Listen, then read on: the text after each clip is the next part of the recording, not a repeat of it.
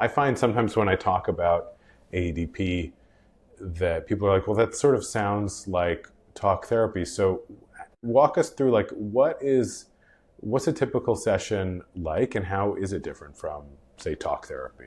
The first one is that the AEDP really aims to use what's happening in the present moment as a way to access these core emotions that we were talking about.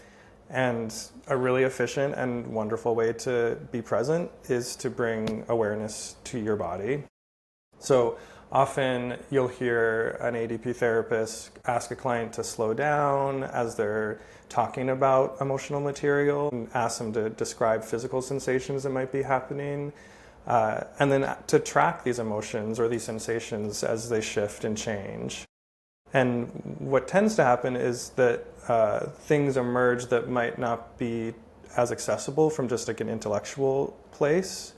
So I think that would probably be the first difference, is that you might be telling a story and the therapist might interrupt you or ask you to pause and connect to your body. I just want to highlight, so there's both like a slowness, in terms of like, it's not conversational. You go much more slowly through what's happening and sort of paying attention to things that might be in the background, like our emotional experience, our physical experience. We bring them to the forefront.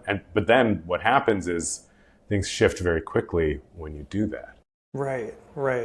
Yeah, I think the other big one that I think about that's different, if you're used to like a more traditional type of therapeutic setting, is the therapist-client relationship. ADP therapists are really encouraged to be explicit about what's happening interpersonally in the room between the therapist and the client, sharing how the client is impacting them, asking the client to share how the therapist is impacting them.